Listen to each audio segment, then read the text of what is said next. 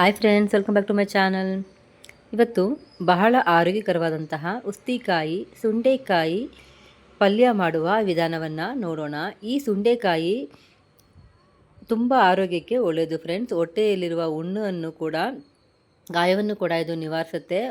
Stomach ಅಲ್ಸರ್ನ cure ಮಾಡುತ್ತೆ.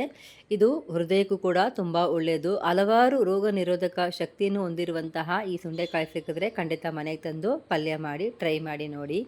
ಇಲ್ಲಿ ನೋಡೋದಕ್ಕೆ ಮುಂಚೆ ನೀವೇನಾದರೂ ನಮ್ಮ ಚಾನಲ್ನ ಫಸ್ಟ್ ಟೈಮ್ ನೋಡ್ತಿದ್ರೆ ಮರಿದೆ ನಮ್ಮ ಚಾನಲ್ನ ಸಬ್ಸ್ಕ್ರೈಬ್ ಮಾಡಿ, ಹಾಗೆ ಪಕ್ಕದಲ್ಲಿರೋ ಬೆಲ್ ಬಟನ್ನ ಕ್ಲಿಕ್ ಮಾಡಿ.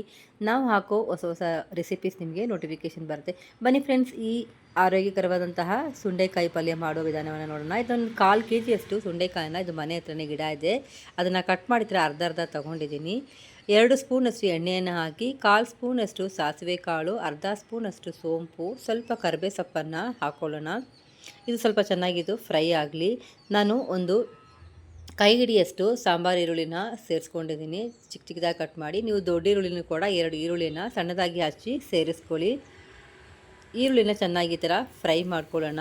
ಚೆನ್ನಾಗಿ ಈಗ ಫ್ರೈ ಆಗಿದೆ. ಒಂದು 2 ಟೊಮೆಟೊನ ಸಣ್ಣದಾಗಿ ಹಚ್ಚಿ ಅದನ್ನು ಕೂಡ ಜೊತೆಗೆ ಸೇರಿಸ್ಕೊಂಡು ಫ್ರೈ ಮಾಡ್ಕೊಳ್ಳೋಣ. ಈಗ ಚೆನ್ನಾಗಿ ಟೊಮೆಟೊ ಆನಿಯನ್ ಎಲ್ಲ ಬೆಂದಿದೆ. ಈಗ ಆ ಸುಂಡೆಕಾಯಿನ ಹಾಕ್ಬಿಟ್ಟು ಮನೇಲಿ ರುಬ್ಬಿದಂತಹ ಸಾಂಬಾರು ಪುಡಿನ 2 ಸ್ಪೂನ್ ಹಾಕ್ಕೊಂಡಿದ್ದೀನಿ. ಇದಕ್ಕೆ ಸ್ವಲ್ಪ ಉಪ್ಪನ್ನು ಕೂಡ ಸೇರಿಸ್ಕೊಳ್ಳೋಣ.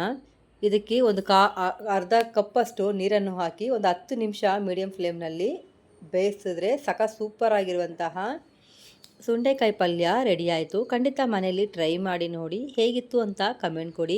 ನೀವು ಕೊಡುವ ಒಂದೊಂದು ಕಮೆಂಟ್ ನನಗೆ ಹೊಸ ರೆಸಿಪೀಸ್ ಪೋಸ್ಟ್ ಮಾಡೋದಕ್ಕೆ ಒಂದು ಬೂಸ್ಟ್ ಆಗಿರುತ್ತೆ. ನಮ್ಮ ಚಾನಲ್ನ ಸಪೋರ್ಟ್ ಮಾಡಿ, ಸಬ್ಸ್ಕ್ರೈಬ್ ಮಾಡಿ, ಪಕ್ಕದಲ್ಲಿರೋ ಬೆಲ್ ಬಟನ್ನ ಕ್ಲಿಕ್ ಮಾಡಿ. ನಾವು ಹಾಕೋ ಹೊಸ ರೆಸಿಪೀಸ್ ನಿಮಗೆ ನೋಟಿಫಿಕೇಷನ್ ಬರುತ್ತೆ. Thank you for watching Malathi Lingesh channel. ಇನ್ನೊಂದು ಆರೋಗ್ಯಕರವಾದ ಹೊಸ ರೆಸಿಪಿಯೊಂದಿಗೆ ಬರ್ತೀನಿ. Thank you. Bye friends.